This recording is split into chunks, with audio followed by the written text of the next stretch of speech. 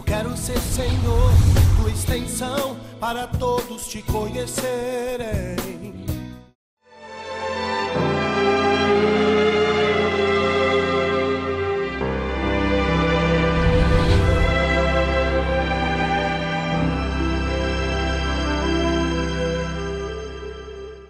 Não é que nós, como cristãos, não temos que viver uma vida social. Não é que nós não temos que fazer um exercício. Eu sou um pastor que literalmente gosto de atividades físicas. Se eu pudesse todo dia e toda hora. Mas não, eu tenho também que cuidar da minha vida espiritual, do meu ministério, da minha devoção a Deus. Então, todos nós como cristãos, inclusive pastores, etc., principalmente os que estão à frente, têm que se consagrar, porque se nós não nos consagrarmos, não nos sujeitarmos a Deus, infelizmente vamos tropeçar e serviremos de escândalos para muitos de vocês. Todavia, a igreja que tem compromisso com Deus e tem Cristo como alicerce, base da sua fé, como grande exemplo, ela não se escandaliza quando um anjo de Deus cai, quando um homem de Deus falha, quando um servo de Deus que está à frente da obra tropeça. Por quê? Porque ele tem esse conhecimento de que todo ser humano é sujeito o quê? A falhas. É sujeito a falhas. O que a palavra de Deus diz? 1000 cairão ao teu lado, 10.000 à tua direita, mas tu não serás o quê? Diga para a pessoa do seu lado, se alguém cair, ainda que seja alguém que está à frente da obra, vigie para não cair também. O que nós temos que fazer é olhar para quem? Para Deus. Caiu o irmão, vamos orar por ele. Podemos ajudá-lo? Ele está se deixando ajudar? Vamos ajudá-lo. Mas a Bíblia diz, aquele que pensa estar de pé, cuide para que não caia. Jamais coloque a sua fé, a sua confiança no homem. A palavra de Deus tem muitas advertências quanto a isso. Nós precisamos estudar a Bíblia, irmãos. Estudar, ler, prestar atenção no que ela nos fala. Olha o que Jeremias, usado por Deus, escreveu. Presta atenção nisso aqui, ó. Por exemplo, você está aí precisando a solução de um problema muito grave, muito sério, precisando muitas vezes de recursos financeiros. Aí a sua mente fica vasculhando, onde eu vou conseguir isso? Aí você lembra de alguém, fulano tem uma posição muito boa, fulano tem dinheiro e ele é meu amigo, fulano vai me ajudar. Fulano vai me ajudar.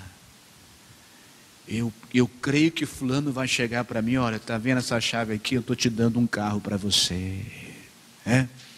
Fulano vai me ajudar, porque fulano pode.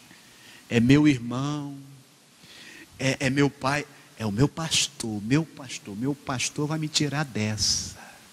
O meu pastor vai o quê? Me tirar dessa. Eu estou precisando de 5.000 reais. O pastor Luiz, eu vou falar com ele. E ele vai me ajudar. Eu estou precisando de alguém que me ajude, irmão. Você tem necessidades? Eu também tenho. Todos nós precisamos de alguma coisa. É verdade ou não é? Mas o que essa pessoa está fazendo? Ela está depositando a sua confiança no homem. Amanhã eu vou lá na empresa tal, vou falar com o gerente, porque aquele gerente é meu amigo, e ele vai resolver o meu problema. Não, porque o missionário, o dia que o missionário vier aqui, o dia que eu sentar com o missionário R.R. Soares e conversar com ele, a minha vida vai mudar.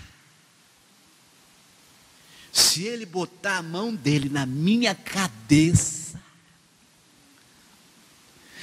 a minha vida vai ser outra. E se isso nunca acontecer? Como é que você fica? Se isso nunca ocorrer, diga para a pessoa do seu lado: pare de endeusar o homem. A sua salvação não está no homem, nem no rótulo, denominação. Jeremias capítulo 17. Tem uns que gostam disso, irmãos. Tem uns aí que dizem ser de Deus e gosta que o povo fique endeusando ele. Tudo que ele faz é para a glória dele. Tudo que ele faz é para a glória dele. Se utiliza dos dons que Deus o deu para cativar o povo para ele. A glória, ela tem que ser sempre de quem? Sempre de Deus. Diz assim o versículo 5 de Jeremias, capítulo 17. Assim diz o Senhor, preste atenção, hein? Olha o que Deus está falando aí, ó. Assim diz o Senhor: maldito o homem que confia no homem, e faz da carne o seu braço, e aparta o seu coração de quem? Do Senhor. Asa, enquanto andou com Deus, só vitória. Venceu exércitos numeráveis, enquanto confiou no Senhor. Enquanto confiou em Deus, fez proezas o rei Asa, rei de Judá. Um dia ele ficou doente, deixou de orar a Deus, de confiar em Deus, e depositou a confiança dele no médico. Procurar médico não é pecado. Asa esqueceu-se de Deus, nem orou a Deus, e foi e depositou a sua confiança no médico. O que é que aconteceu com Asa? Morreu doente dos pés. Porque ele tirou a confiança dele do Deus de Israel e colocou no médico, no homem. Em quem você tem depositado a sua fé, a sua confiança? Meu irmão, olha, se for no homem, o texto aqui está bem claro. A palavra de Deus está bem claro. Assim diz o Senhor: maldito o homem que confia no homem e faz da carne o seu braço e aparta o seu coração do Senhor. Como é que será a vida dessa pessoa? Como será? Porque será como a tamargueira no deserto, e não sentirá quando vem o quê? Quando vem o bem. Antes, morará nos lugares secos do deserto, na terra salgada e inabitável. Olha o resultado de colocar confiança no homem. Morará no deserto. A vida dessa pessoa será um deserto. Será realmente derrota, fracasso. Toda a Escritura nos ordena confiar em Deus e olhar somente para Ele. Veja agora o versículo 7. Olha o contraste. Olha a diferença. Bendito o varão que confia no Senhor e cuja esperança é quem, igreja? É o Senhor. Porque ele será como a árvore plantada junto às águas, que estende as suas raízes para o ribeiro e não receia quando vem o calor, mas a sua folha fica verde. E no ano de sequidão não se afadiga, nem deixa de dar fruto. O homem que confia no Senhor, se ele está na bonança, tudo vai bem, ele sabe administrar a bonança. Se ele está na fartura, tudo vai bem, ele sabe administrar a fartura. E quando vem a tempestade, a sequidão, o homem que confia no Senhor vai bem também. Porque Deus o sustenta. Ele faz de Deus o seu alicerce, a sua base, a sua estrutura. A confiança dele está em Deus. Deus é o seu provedor. É o que supre, nutre as suas necessidades. Tem muita gente que já quebrou a cara de tanto depositar a confiança no homem. Mas confia tanto que assina até o que não é para ler. Assina até papel em branco. Não tem aquele adágio, escreveu, não leu, o pau comeu? É, contrato, vai lá, assina. Não, fulano é meu amigo. Eu conheço um caso de um irmão inteligente. Ele é prestador de serviços. Um amigo contratou ele. Não, vamos fazer isso no contrato. Ele leu o contrato e assinou. Um dia ele estava em casa lá. Final de semana, um amigo liga: fulano, precisando disso assim assado lá me dá uma assistência assim assado. Mas final de semana, ele foi. Um dia, altas horas da noite, Depois do expediente, o amigo liga, olha, tem que socorrer assim, assado. Umas 3 vezes ele foi reclamar com o amigo. Mas você está me incomodando fora dos horários de expediente, final de semana, ué, está no contrato. Como no contrato? Uma pequena palavrinha fez a diferença. Não especificou ali o horário que era para prestar serviço ao amigo. Ele recorreu a um advogado, o advogado disse, olha, infelizmente você entrou pelo cano, você vai ter que, ou você reincide o contrato, e tem multa, está aqui, multa contratual, ou então você vai ter que esperar terminar o contrato. Maldito homem. Irmãos, procura um advogado, é um contratozinho, nós que somos leigos nesta área, você tem que procurar alguém de confiança, olha, esse contrato aqui, analisa aqui direitinho aqui. Vamos analisar aqui para mim, eu corro algum risco aqui e tal, papapá. Vai lá. Maldito homem que confia no homem. Era amigo dele, hein? Imagine se não fosse. Nós somos crentes, mas não somos bobos. Não podemos, de maneira alguma, irmãos, olha, fazer vista grossa para o que Deus nos orienta. É preciso estudar a Bíblia, analisar ela, meditar nela e seguir o que ela diz. Ser bem-aventurado só poderemos ser se depositarmos a nossa confiança unicamente em Deus. Como eu falei, tem gente que já apanhou tanto na vida por confiar nos homens, mas continua o quê?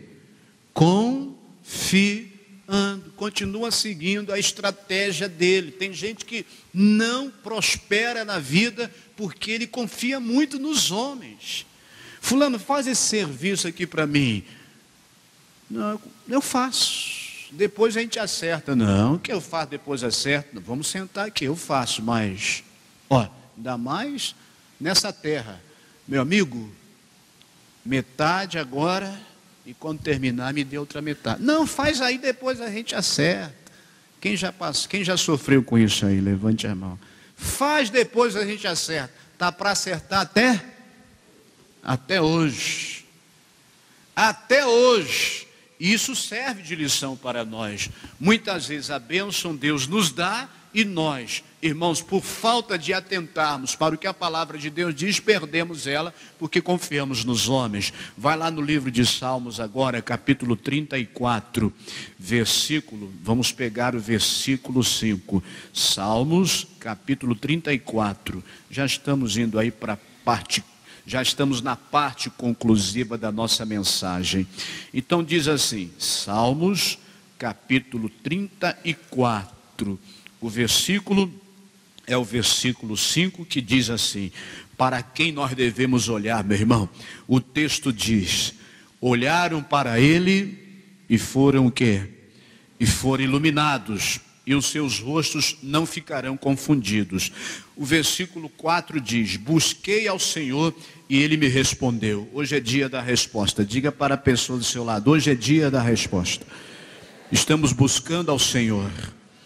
Busquei ao Senhor e ele me respondeu, livrou-me de todos os meus temores. Olharam para ele e foram iluminados, e os seus rostos não ficarão confundidos. Olhe unicamente para quem? Para Jesus. Confie unicamente em quem? No Senhor Jesus Cristo. Hebreus, capítulo 12. Oh, que mensagem forte aqui em Hebreus, ó. Olha a orientação forte na carta escrita aos Hebreus. Hebreus, capítulo 12, versículo 1. Quem é salvo e tem certeza, diga amém. Quem está sonolento, com certeza, diga amém. Acorda, então. Dorme não. Diz assim o versículo 1 do capítulo 12. Portanto, nós também, pois que estamos rodeados de uma tão grande nuvem de testemunhas, deixemos todo o embaraço e o pecado que tão de perto nos rodeia, e corramos com paciência a carreira que nos está proposta. Preste atenção, olhando para quem? O missionário, o apóstolo, o pastor, o obreiro, o membro. Não, olhando para quem? Olhando para Jesus, autor e o quê? Consumador da fé, o qual pelo gozo que lhe estava proposto, suportou a cruz, desprezando a afronta, e assentou-se à destra do trono de Deus. Jesus alguma vez foi decepcionado por alguém enquanto estava no corpo? Sim ou não? Sim. Como foi? Ele não se deixou dominar pela decepção. Mas Jesus poderia deixar de cumprir com o seu ministério por causa dos outros. Pedro disse: Senhor, eu nunca te negarei. Nunca. Serei fiel a ti até a morte. Pode ter certeza, eu nunca vou te negar. E o que é que Pedro fez? Uma vez só? Quantas vezes? 3 vezes. Teve discípulos que abandonaram Jesus. Muitos discípulos que seguiam Jesus. Jesus deu um sermão forte e muitos começaram a se afastar. Os apóstolos viraram: Senhor, eles se escandalizaram, estão se retirando. Jesus disse para eles: vocês não vão se retirar também não? Aí eles disseram: Senhor, Pedro disse, para onde iremos? Só tu tens o quê? A palavra da vida eterna. Jesus foi traído, pessoal, por alguém? Sim ou não? Mas Jesus se esfriou, se desviou do plano de Deus, se desviou daquilo que lhe foi confiado por causa dos outros. Por quê? Porque ele olhava para quem? Para o Pai. Ele olhava para o Pai. Ele olhava para aquilo que Deus havia confiado. Eu olho para a salvação. Eu olho para a vida eterna. Eu creio na vida eterna. Eu creio no reino de Deus. Eu aceitei Jesus como meu único Senhor e Salvador, porque eu não quero ir para o inferno. Mas isso ainda não se cumpriu. Enquanto eu estiver nesse corpo, nesse mundo, eu tenho que permanecer firme com Deus. Lamentos que caem à minha volta. Lamentos que tropeçam, os que escandalizam-se. Ou seja, os que servem de escândalo. Eu lamento, oro por eles, mas oro muito a Deus para não me deixar cair. E também não me deixo levar pelos que falham, pelos que erram. Não esfrio a minha fé por causa, irmãos, do outro que teve a sua fé esfriada. Eu olho para Deus. Eu devo seguir em frente. E se eu te contar o que eu já enfrentei, já passei, já ouvi, o que já fizeram contra a minha pessoa, servindo a Deus, a gente não sai daqui hoje. Nada disso me atrapalhou, só tem servido para que eu esteja cada vez mais firme com Deus. Porque Jesus não ocultou isso. Jesus disse que aquele que quiser servi-lo piamente sofrerá tribulações, perseguições. Jesus disse: é necessário que venham os escândalos. Pronto, olha o que Jesus falou. É necessário que venham os escândalos, mas ai daquele por meio do qual o escândalo vem. Eu vou servir Jesus para valer, eu não estou nem aí, meu irmão, para o que acontece à minha volta. Oro, vigio, procuro ajudar quem Deus nos dá a oportunidade de ajudar, mas eu não posso esfriar a minha fé. Eu não posso me separar de Deus porque um pastor caiu, eu vou cair também. Aí está um exemplo de algo que eu não tenho que seguir. Ele não se cuidou e caiu. Se eu não me cuidar, eu também o quê? Posso cair. Diga para a pessoa do seu lado: Deus não quer você caído de jeito nenhum. Então, para terminar, irmãos, conselho: permaneça firme no Senhor. Diga para a pessoa do seu lado: permaneça firme no Senhor. Independente do que os outros fazem ou deixam de fazer. Permaneça o quê? Firme no Senhor. Permaneça firme em Deus. Independente do que os outros fazem ou deixam de fazer. Diga para a pessoa do seu lado: a sua salvação e a sua comunhão com Deus só depende de você permanecer e ser achado fiel nele. Depende de você permanecer nele e ser achado fiel. É isso que importa. Colossenses, a gente finaliza, capítulo 4, versículo 2, aqui diz, texto para fechar a nossa mensagem, finalizar a nossa mensagem aqui. Voltando lá, Colossenses, capítulo 4, versículo 2, registra, diz o texto, conselho para todos os fiéis filhos de Deus, perseverai em oração. Perseverai no quê? Em oração, velando nela com ações de graças. Repito comigo, perseverai em oração, velando nela com ações, ou seja, com ação de graças.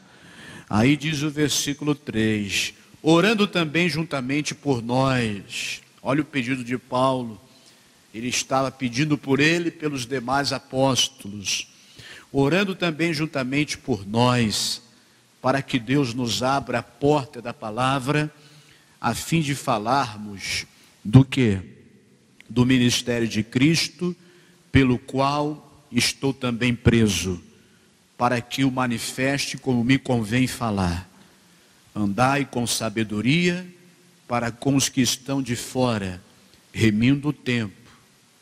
Tem tradução como a atualizada diz, que nós devemos servir de testemunhas para os que estão de fora, aproveitando a oportunidade. A vossa palavra seja sempre agradável, temperada com sal. Boa palavra, palavra gostosa de se ouvir, que saia assim como um alimento bem temperado, né? Quem gosta de um alimentinho bem temperado, gostoso, né? Assim deve ser a nossa palavra, sua palavra. É ruim, ainda mais por um filho de Deus abrir a boca e... Tem gente que misericórdia, quando ele abre a boca, dá vontade de sair correndo. Só sai o que não presta da boca dele. A nossa palavra tem que ser sempre agradável, temperada com sal, para que saibais como vos convém responder a cada um. Então aqui ele fala que devemos perseverar em oração, velando nela com ações de graça, vigiando. Orai o quê? E vigiai, para não cair em tentação, mas ore também pelos que estão revestidos de autoridade. Ore. Bateu lá aquela incomodação, meu Deus, eu lembrei aqui do pastor Luiz, que inquietação é essa, meu irmão? Vai orar pelo pastor Luiz, vai lá, ora por ele, não é Deus, acaba com aquele pastor, que Deus não vai te ouvir, mas não vai mesmo, sentiu lá, pensou no missionário, por que eu estou pensando no missionário Soares? Já sei, vou orar por ele, fazer uma oração. Não, pastor, vocês não precisam da nossa oração, não. Vocês não precisam, eu não preciso. Tem gente que precisa mais do que vocês. Então por que Paulo está pedindo aqui para orar por ele e pelos demais apóstolos? Por que na segunda carta a Timóteo, capítulo 2, diz que devemos orar pelos que estão revestidos de autoridade? Que também somos seres humanos iguais a vocês. Meu irmão, que a sua confiança esteja sempre em Deus, nunca no homem. Amém? Vamos aplaudir ao Senhor Jesus, aquele que é digno de toda honra e de toda glória. Eu quero ser, Senhor, tua extensão, para todos te conhecerem.